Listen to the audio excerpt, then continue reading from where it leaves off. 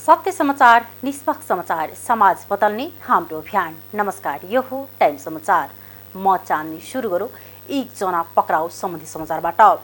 धनुषाबाट कटुवा पिस्तोल सहित एकजना पक्राउ परेका छन्। जिल्लाको सबैला नगरपालिका 12 नहर चौकी स्थित मैनाथपुर वीरेन्द्र बजार सडकबाट सिराको गोल बजार नगरपालिका 7 सोहरमा बस्ने 35 वर्षीय रामसागर ठाकुर पक्राउ परेका छन्। शनिबार राति प्रहरीले ठाकुरलाई पक्राउ गरेको हो। इलाका प्रहरी कार्यालय सबैलाबाट खटेको प्रहरी टोलीले प्र 201002 प 3720 नम्बरको मोटरसाइकल जाँच गर्ने क्रममा मोटरसाइकलमा सवार रामसागरको साथमा उक्त पिस्तोल भेटिएको थियो। प्रहरी टोलीलाई देख्न साथ हातमा बोकेको झोला सहित भाग्न खोजे पश्चात उनलाई नियन्त्रणमा लिई तलासी गर्दा झोलाभित्र उक्त पिस्तोल फेला पारी उनलाई पक्राउ गरेको प्रहरीले जनाएको छ। फरार भएका मोटरसाइकल चालकको खोजी भइरहेको धनुषा प्रहरी जनाएका छन्। सर्लाहीमा युवा युवती फरार हुँदा स्थानीयले युवाका काकालाई बन्धक बनाउँदा प्रहरी उद्धार गर्न जाँदा झडप भएको छ। शनिबार जिल्लाको चन्द्रनगर गाउँपालिका 2 बबरगञ्ज स्थित स्थानीयसँग प्रहरीको झडप हुँदा 6 जना प्रहरी घाइते भएका छन् भने 3 राउन्ड आँसु ग्यास प्रहार गरेको छ। स्थानीय धर्मेन्द्र शाहको 20 वर्षीय छोरी र भक्ति यादवका 22 वर्षीय छोरा असोज 13 गति फरार भएको विषयलाई लिएर केटी पछले केटाको काका 62 वर्षीय गणेश राईलाई कुशवाहा धर्मशाला बबरगञ्जमा बन्धक बनाई राखेका थिए। राईलाई बन्धक बनाइएको खबर पाएपछि प्रहरी उद्धार गर्न जाँदा झडप भएको जिल्ला प्रहरी कार्यालय सर्लाहीका प्रवक्ता प्रहरी नायब उपरीक्षक विजय यादवले जानकारी दिए। राईलाई प्रहरीको टोली उद्धार गर्न जाँदा करिब 250-300 जना मानिसहरू जम्मा भई प्रहरीमाथि ढुङ्गा मुजा प्रहार गरी नम्बर नखोलेको अपाचे मोटरसाइकलमा आगजनी गरेका थिए। सोही झडपलाई नियन्त्रणमा लिन खोज्दा 6 जना प्रहरी घाइते भएको प्रवक्ता यादवले बताए। प्रहरीले ढुङ्गा मुजा गर्ने 15 जनालाई नियन्त्रणमा लिए पनि पछि 8 जनालाई छाडेको र 7 जनालाई नियन्त्रणमा राखी थप अनुसन्धान थालेको जिल्ला प्रहरी कार्यालय सर्लाहीले जनाएको छ। आसन्न निर्वाचनमा बाराका 4,33,504 जना मतदाताले भाग लिने निर्वाचन आयोगले जनाएको छ। जिल्ला निर्वाचन कार्यालयका अनुसार बाराको 4 वटा संघीय र 8 वटा प्रदेश सभा सदस्य निर्वाचनमा स्थानीय तह निर्वाचन पछि थपिएको 12,745 मतदाता सहित 4,33,504 मतदाताले मत खसाल्ने भएका हुन्। मतदाता मध्ये अधिक महिला संख्या 2,36,880 र 1,96,612 पुरुष रहेका छन्। यसबाहेक अन्य समूह तेस्रो लिङ्गिक 12 जना रहेका छन्। जिल्लाको 4 वटा संघीय निर्वाचन क्षेत्र मध्ये सबैभन्दा धेरै मतदाता क्षेत्र नम्बर 1 मा रहेका छन्। यो क्षेत्रमा 1,19,375 मतदाता र बाँकी 3 वटा संघीय निर्वाचन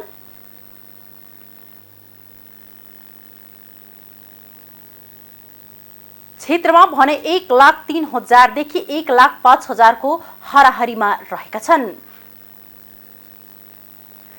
शताब्दी पुरुष सत्यमोहन जोशीको निधन भएको छ। काठमाडौँको ग्वारकिस स्थित केशव मेडिकल कलेजमा 103 वर्षको उमेरमा उनको आज बिहान निधन भएको हो। आइतबार बिहान 7:09 जोशीको निधन भएको अस्पतालले जानकारी दिएको छ। जोशी विगत लामो समयदेखि टेस्ट तथा मुटुको समस्याबाट पीडित थिए भने उनलाई पछिल्लो समय डेङ्गुको पनि संक्रमण रहेको थियो।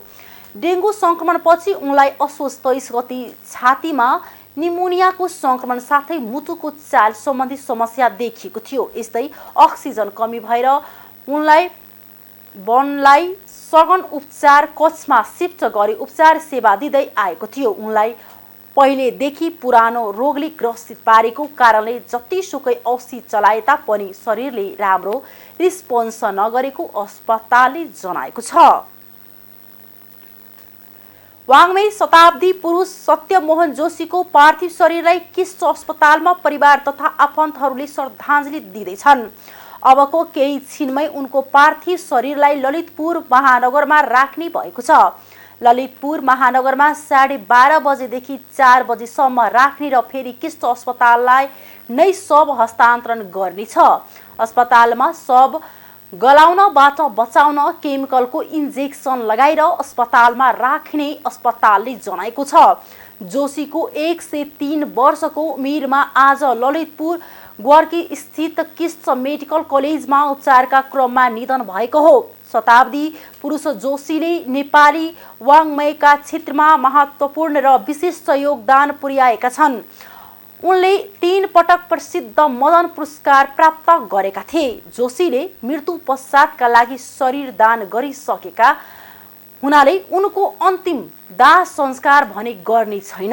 अध्ययन र अनुसन्धानका लागि उनको शव अस्पतालमै राखिनेछ। राष्ट्रपति विद्यादेवी भण्डारीले वाङ्मय शताब्दी पुरुष सत्यमोहन जोशीको निधनबाट पीडा बोध भएको बताएकी छिन्। जोशीको निधनबाट मुलुकले एक अथक स्पष्ट एवं अभिभावक गुमाएको उनले बताएकी छिन्। आज ट्विट गर्दै उनले भनेकी छिन्, वाङ्मय शताब्दी पुरुष सत्यमोहन जोशीको निधनबाट मुलुकले एक अथक स्पष्ट एवं अभिभावक गुमाएको पीडा बोध भएको छ।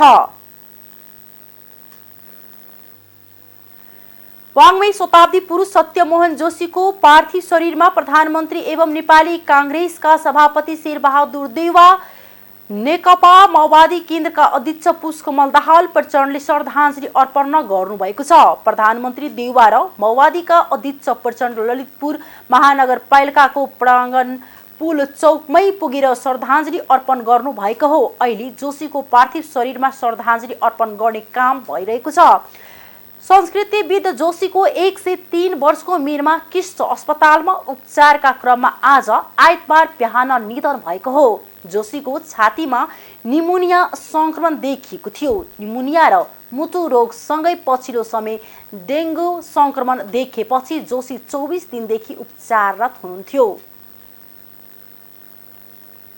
नेकपा एमालेका अध्यक्ष केपी शर्मा ओलीले शताब्दी पुरुष सत्यमोहन जोशीको निधनले दुखी बनाएको बताउनु भएको छ। सामाजिक सञ्जालमा ट्विट गर्दै उहाँले जोशीका निधनले बितेको शताब्दीसँग आजको पुस्ताले जीवन्त साक्षात्कार गर्ने अवसर गुमाएको बताउनु भएको छ।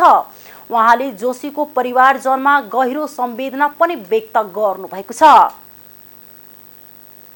आर्थिक समाचार।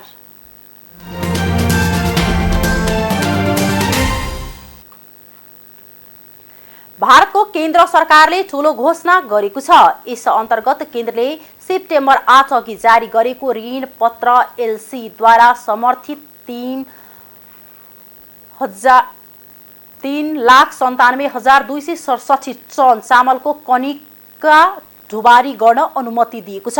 बुधबार एक सूचना जारी गर्दै सो जानकारी दिएको हो। गत महिनाको सुरुमा कनिका निकासीमा प्रतिबन्ध लगाउने घोषणा गरेको थियो। केन्द्रीय सरकारले जारी गरेको अधिसूचनामा भारतले सेप्टेम्बर 8 अघि जारी गरेको क्रेडिट पत्रहरूद्वारा समर्थित 3,97,267 टन टुटेको चामल ढुवानी गर्न अनुमति दिएको छ। भारत सरकारले अचानक निर्यातमा प्रतिबन्ध लगाएपछि तत्काल प्रभावबाट कार्गो लोडिङ रोकिएको थियो, जसका कारण बन्दरगाहमा ठूलो मात्रामा स्टक थन्किएको छ। भारत विश्वमा सबैभन्दा ठूलो चामल निर्यातकर्ता हो। यसले विश्वव्यापी चामल व्यापारको 40% ओगटेको छ। भारतले 150 भन्दा बढी देशमा चामल निर्यात गर्छ, तर देशका कतिपय प्रदेशमा औसत भन्दा कम वर्षा भएकाले धानको क्षेत्रफल घटेको छ। यस्तो अवस्थामा देशका नागरिकलाई चामलको अभाव नहोस् भनेर सरकारले आन्तरिक आपूर्ति बढाउन यो ठूलो कदम चालेको हो। यसलाई सरकारले गैर बासमती चामलको निकासीमा 20% निकासी महसुल लगाउने निर्णय गरेको छ। जलविद्युत क्षेत्रमा लगानीकर्ताहरूको आकर्षण बढ्दो देखिन्छ। चालू आर्थिक वर्षको असोज महिनामा 2 हाइड्रो पावरका लागि 2 अर्ब भन्दा बढी लगानी प्रस्ताव आएको छ, जुन असोज महिनाको 12 दिनको अवधिमा लगानी प्रस्ताव आएको हो। उद्योग विभागको तथ्याङ्क अनुसार यस असोज 30 गतिसम्म दर्ता भएको उद्योग मध्ये 2 वटा जलविद्युतीय क्षेत्रका लागि 2 अर्ब 96 करोड 96 लाख 78 हजार रुपैयाँ लगानी प्रस्ताव आएको हो। असोजमा 7वटा उद्योगहरूको लागि 3 अर्बभन्दा बढी लगानी प्रस्ताव आएको छ, जसमध्ये जलविद्युतीय क्षेत्रका 2वटा उद्योगका लागि सो बराबरको लगानी प्रस्ताव आएको हो। गत भदौ महिनाको 13 दिनको अवधिमा पनि 2 जलविद्युतीय क्षेत्रको लागि 7 अर्ब 54 करोड 82 लाख 16 हजार रुपैयाँ लगानी प्रस्ताव आएको थियो। विभागका अनुसार असोज महिनाको यस अवधिमा दर्ता भएका उद्योगहरूमा ललितपुरको बागमती गाउँपालिकामा बागमती वाटर इनर्जी प्रणाली दर्ता भएको छ।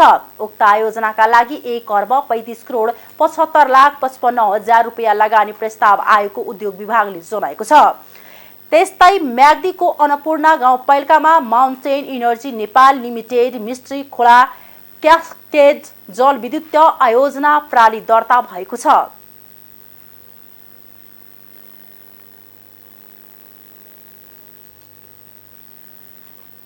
विभागको तथ्याङ्कमा उल्लेख छ। अन्तर्राष्ट्रिय समाचार।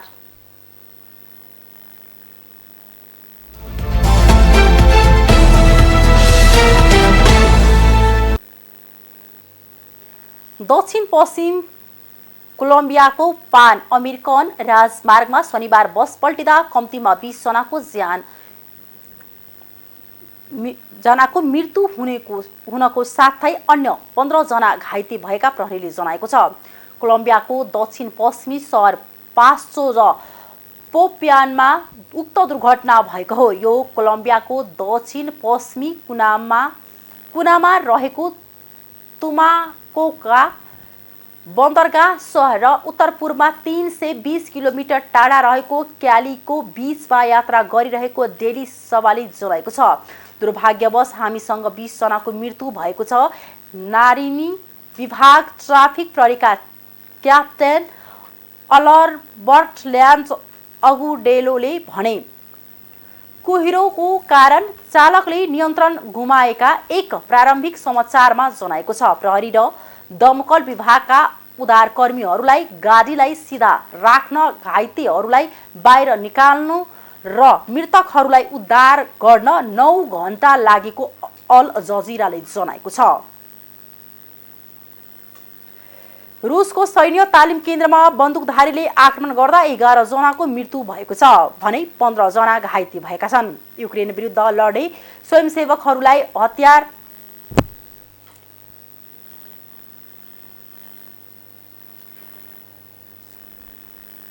आक्रमण भएको हो। युक्रेनसँग सीमाना जोडिएको रुसको बेलगोरोड क्षेत्रमा यो घटना भएको छ। रुसी रक्षा मन्त्रालय आक्रमणकारीहरू पूर्व सोभियत गणतन्त्रका भएको भने पनि थप जानकारी दिएको छैन। उनीहरू आतंककारी भएको पनि मन्त्रालयले जनाएको छ। आक्रमणमा 2 जना संलग्न भएको जनाएको छ। उनीहरू तालिम केन्द्रमा कसरी प्रवेश गर्न सफल भए भने खुलेको छैन। चिनिया कम्युनिस्ट पार्टी सीपीसी को 20औं राष्ट्रिय महाधिवेशन सुरु भएको छ।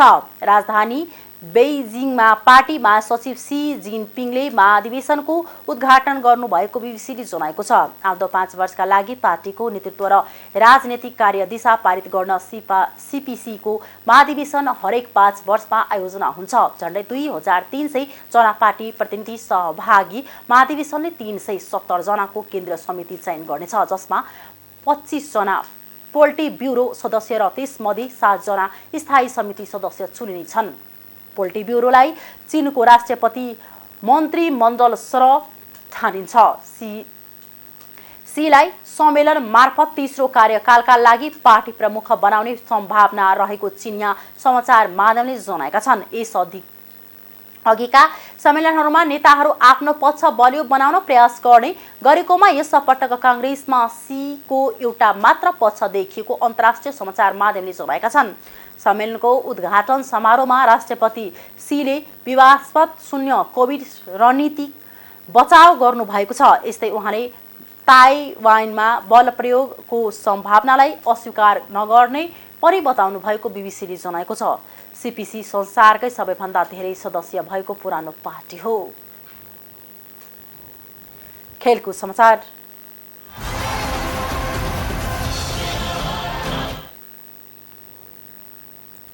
प्याराग्लाइडिङ दुर्घटना। पोखरामा प्याराग्लाइडिङ दुर्घटना हुँदा एक खेलाडीको ज्यान गएको छ।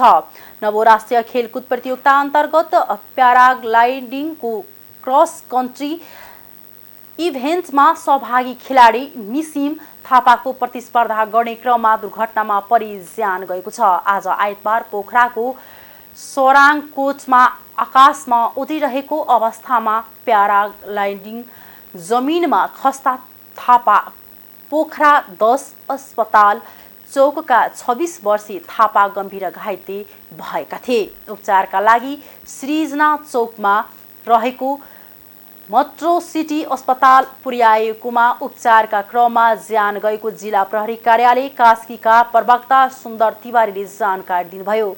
उनी त्रिभुवन आर्मी क्लबबाट